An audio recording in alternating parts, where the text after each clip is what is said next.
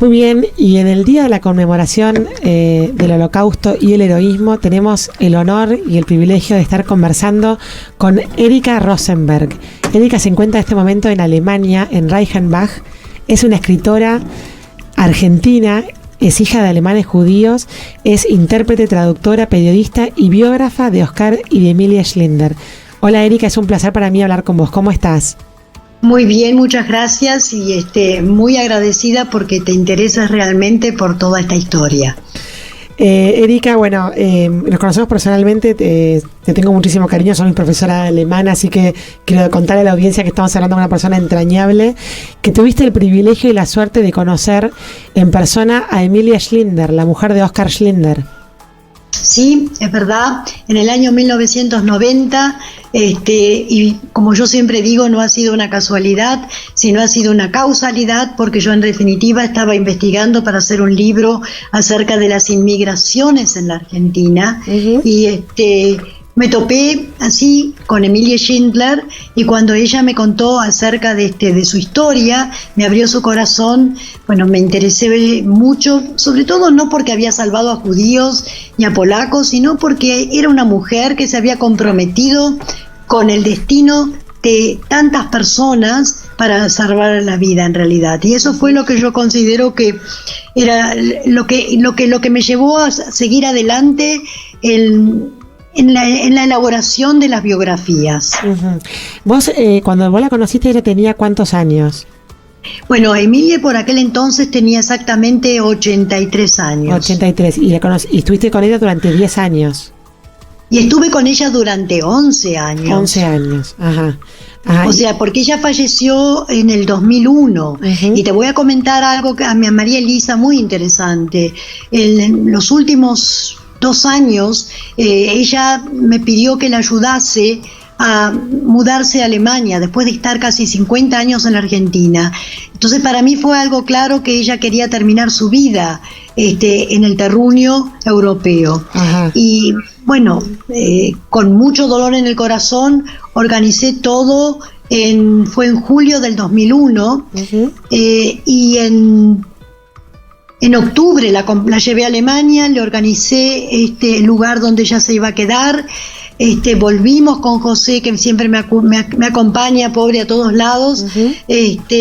Volvimos a la Argentina y el 5 de octubre falleció en Alemania. Entonces me llamaron para que organice de vuelta todo el entierro de ella. Uh-huh. Y demás. Uh-huh. Y lo organicé bajo el rito católico apostólico romano, donde como ella era una mujer muy rigurosa en sus creencias. Uh-huh. Y bueno, y así fue.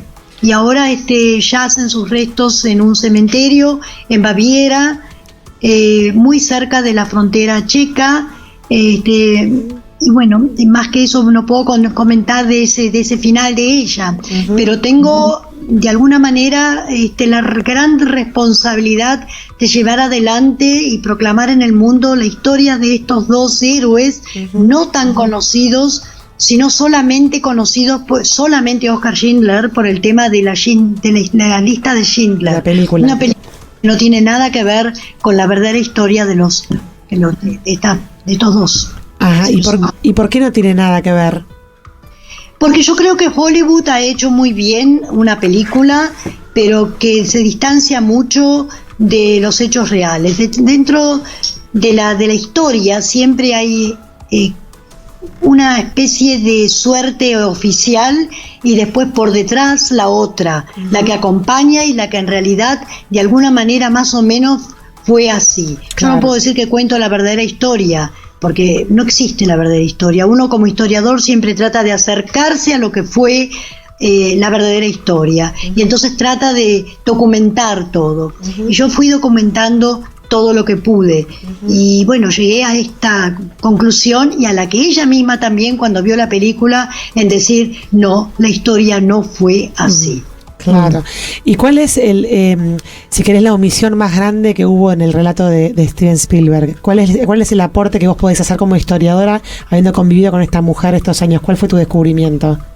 Mi descubrimiento fue que Spielberg solamente nombra a Oskar Schindler como director de la fábrica y como principal responsable del salvataje de 1.200 judíos, cuando en realidad Emilie Schindler desde un primer momento estuvo al lado de su esposo, ayudándolo y también cometiendo acto de arrojo, porque detrás de cada gran hombre siempre hay una gran mujer, claro. Y al revés y viceversa. Pero bueno, él no observó esta realidad, la ignoró por completo, no solamente eso, sino que inclusive la invitó a la última filmación, la última escena de la filmación de la película Israel, a la que yo también la acompañé a la señora Schindler, en donde la invita como una sobreviviente más y además judía, y la invita con su esposo. ¿Cómo puede ser que un hombre de la calidad de Spielberg no haya hecho una investigación pertinente, María Elisa? Sí, es verdad. Es notoria la omisión, ¿no? Para mí es más que notoria, sí. Realmente es denigrante, y Emilie Schindler se sintió muy mal después de ver la película, después de esta invitación. Más que nada fue algo frustrado y frustrante, claro. Por ponerle un epíteto a todo esto. Uh-huh. Hola Erika, ¿cómo estás? Catalina Castro es mi nombre. Hola Catalina, ¿cómo estás vos? Es un gusto saludarte. Erika, en estas investigaciones y todo este camino que has recorrido con este tema y con las biografías de los Schindler, ¿te has encontrado con algún otro personaje heroico que la historia no ha sacado a la luz? Sí, me he encontrado con otro personaje muy heroico, y inclusive el año pasado escribí un libro sobre el Papa Francisco. Pero sobre el Papa Francisco en su época argentina, en su época cuando era vicario, en su época de seminarista, en su época cuando él iba por las villas repartiendo medicamentos y comida y bendiciones a todas aquellas personas que eran los más necesitados. Entonces es un libro que acá en Alemania lo hice en alemán, porque lamentablemente en la Argentina no había ninguna editorial interesada en hacer un libro sobre Bergoglio que no tuviera una crítica. Yo creo que para hacer críticas no estoy para escribir. Eso por un lado. Por otro lado, saco ahora en agosto, el 22 de agosto sale aquí otro libro mío que se llama Das Glashaus, la casa de cristal, y que trata del salvataje de 63.000 judíos en Budapest en marzo de 1944 por medio de un vicecónsul suizo. Ah, qué bárbaro. ¿Cómo se llamaba? Karl Lutz. Uh-huh. Así que casi que la versión suiza de Schindler.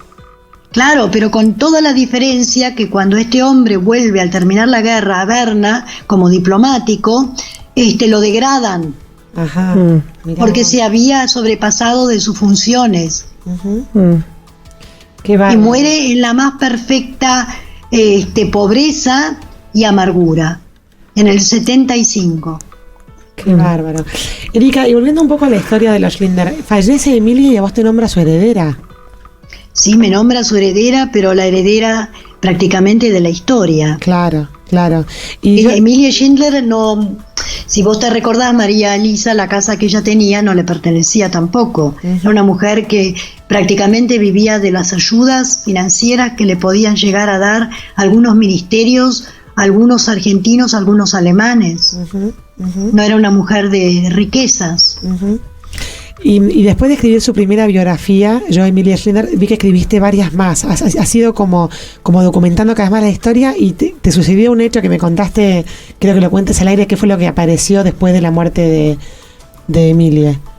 No fue después de la muerte, María Elisa, fue justamente antes. Ajá. Fue en el año 99, estaba yo en la Feria del Libro de Frankfurt, presentando otro libro, y descubro en un periódico un artículo muy interesante, que se había encontrado una valija de Oskar Schindler en el ático de una casa con casi 10.000 documentos. Qué bárbaro. Yo inmediatamente le comunico a Emilie, y ella me dice, prácticamente, viste, es una mujer anciana, grande, ¿qué se le puede ocurrir? Hay una valija de mi marido, porque no estaban divorciados. Bueno, entonces tráemela. Entonces llamé por teléfono al diario, hablé con el jefe de redacción y todo lo demás, y Emilie puso un abogado para recuperar la valija porque el diario no se la quería entregar. Uh-huh. Y cuando llega la orden del juez con la policía, hacer una pesquisa y una requisa en la redacción del diario, del Stuttgarter Zeitung, la valija ya no estaba más ahí, sino que la habían llevado bajo cuerda secreta a Frankfurt y de ahí a Yad Vashem, al Museo del Holocausto en Israel. ¡Qué bárbaro! ¡Qué bárbaro! Esa documentación no le pertenece a Yad Vashem, todavía la sigue teniendo. Claro. Erika, sí. Sí. ¿Cómo se vive en Alemania estas fechas? ¿Cómo es la historia del alemán? ¿Cómo vive esta historia? ¿Vos te referís al feriado, o sea, la fecha en definitiva simbólica de hoy del Holocausto? Sí, la fecha simbólica aquí, que remite a lo que sucedió, ¿no? ¿Cómo se vive en el alemán tradicional, o sea, el alemán común y corriente, esa historia? ¿Cómo la viven? ¿Cómo la estudian? ¿Cómo la miran? Mira, Catalina, primero quiero explicar que hoy acá es el día de la Ascensión de María, entonces no es el día que prácticamente, simbólicamente se festeja en otra parte del mundo. Entonces por eso es un día feriado. Pero bueno, volviendo a tu pregunta, Alemania ha cometido muchos errores con respecto a su Segunda Guerra Mundial, igual que cualquier otro país en el mundo, porque yo te podría nombrar que ningún país en este momento estaría exento de haber llevado adelante una especie de un genocidio, un holocausto, o sea, de alguna manera siempre hubo guerras desde que el mundo es mundo. Pero Alemania fue el único país que hizo una autocrítica y tuvo un proceso de desnazificación. Uh-huh. Que haya funcionado o no, mira, los países que no tienen, Catalina, que no tienen memoria, nada han aprendido de esta historia. Uh-huh. Alemania hace una especie de autocrítica y muy dura, porque tienen programas en las escuelas y lamentablemente a partir de 1989 de la reunificación de Alemania, sí, cuando toda la parte del este se sumó a la parte del oeste como un solo país, como la Bundesrepublik, la República Federal de Alemania, quedó dividida aún así, porque en la parte del este de Alemania es donde prácticamente surge el grupo de Pegida, no sé si ustedes habrán escuchado, son de extrema derecha, y ahora hay una política que es un partido nuevo, que se llama Frauke Petry, y que también es una mujer de extrema derecha. Son populistas. O sea, en la parte del este hay, yo diría, más neonazis que en lo que podría ser en la parte del oeste. O sea que es un tema que todavía, digamos, a pesar del reconocimiento histórico y demás, es un tema que todavía está en algún lado haciendo ruido, ¿no? Porque si vuelven a surgir algo similar a lo que se ha vivido ahí, quiere decir que es algo... No, pero qué casualidad que en la ex Alemania comunista, es ahí donde sucede esto. Claro. Porque en la otra parte no hay... O sea, vos fíjate que toda la mayoría de los exiliados políticos y de los refugiados, ¿a dónde van? A la parte del oeste de Alemania. Claro. En la parte del este son muy pocos. Claro. No tendrían muchas chances. Claro, claro. Entonces significa de que en las cabezas de algunas personas aún está la división. O sea, no hay que olvidarse que la Alemania Oriental surgió a partir de la finalización de la Segunda Guerra. O sea, cuando avanzaron los rusos y se quedaron con toda esta parte, y después estuvo partida Alemania entre los ingleses, los franceses y los americanos. La otra parte avanzó de otra manera.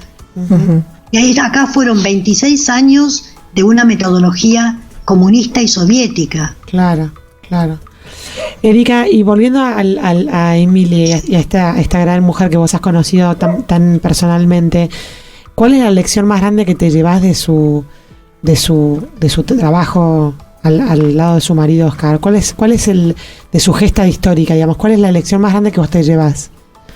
El coraje civil de ella, la falta del temor ante cualquier situación, el compromiso con el que ella actuó, ¿no es cierto?, ante otros seres humanos, los derechos humanos que ella impuso cuando aún no existían los derechos humanos, porque salieron recién en el 49, y además, sobre todo, su modestia, su gran modestia, su simpleza como ser humano, y también su gran corazón. Yo no puedo decir otra cosa. Fue una mujer que me ha dejado muchas enseñanzas, y que bueno, por eso me siento como una especie de reproductor de la historia de ella, pasándola a otras generaciones, porque ya no quedan muchos testigos de aquella época. Claro, claro. Está para hacer otra película está para hacer una película desde tu mirada, Erika, desde la mirada de ella, ¿no? Para decirle a Steven Spielberg que haga la otra mirada. No, yo creo que Steven Spielberg no tendría que hacer nada. Yo creo que esto es un tema para un europeo. Claro. Porque, claro, o sea, un europeo hubiese tenido otra visión, María Elisa, de toda esta circunstancia. Spielberg es un excelente realizador, pero yo creo que, bueno, que está movido por otros motivos que los que puede llegar a estar un realizador europeo. Claro. Y finalmente, para terminar, hay 4 originales de la famosa lista que están en distintos museos, y yo sé que vos has peleado por una lista que no se subastara. ¿Qué pasó con todo ese tema? Y perdí el juicio en Nueva York y se subastó. Se subastó, así que lo tiene un particular. Lo tiene un particular, y las otras listas tampoco las vemos, porque estaban todas en esa famosa valija. Entonces yo estoy haciendo en este momento un juicio a Yad Vashem, porque quiero que me muestren la documentación de la cual yo tengo copia. Pero no me la pueden mostrar, porque posiblemente ya muchas cosas no tengan. Claro, claro. Qué bárbaro, lo que es la historia, es como un deber moral el preservar algunas cosas de la historia, ¿no? Y para mí toda esa, mira, cuando falleció Emilia Schindler, todas las órdenes que tenía, todas las condecoraciones, yo hice una donación al Museo de la Historia en Bonn. Y firmé un contrato de 80 años. Obviamente después no voy a poder controlar, ¿te imaginas? Firmé un contrato por 80 años donde ella hay una exposición permanente. Me refiero que no es una exposición itinerante. Entonces cuando uno va ahí, encuentra en un rincón todas las condecoraciones de Emilia Schindler. Bueno, yo tengo una pregunta ahora a la audiencia. ¿Dónde están las condecoraciones de Oskar Schindler? Vamos a dejar la entrevista con esa pregunta abierta, Erika. Te agradezco muchísimo por estos minutos. Fue un placer para mí hablar con vos, y sobre todo en este día tan especial. Y te mandamos un abrazo muy, muy fuerte desde aquí, desde la provincia de Buenos Aires. Muchísimas gracias, y bueno, nosotros volvemos el 16 de mayo a Buenos Aires, y después volvemos a Alemania el 22 de agosto, y así sucesivamente, pero por ahí en algún momento nos podemos ver. Me encantaría ver a mi ex alumna María Elisa. Un beso muy grande para vos y tus chicos, y a tus padres y a tus hermanos. Bueno, y adiós, gracias, Catalina. Adiós, Erika, gracias, un placer conocerte. Muchas gracias, un saludo grande, adiós. Esta fue una nota con la entrañable Erika Rosenberg, periodista, autora y biógrafa del matrimonio Schindler.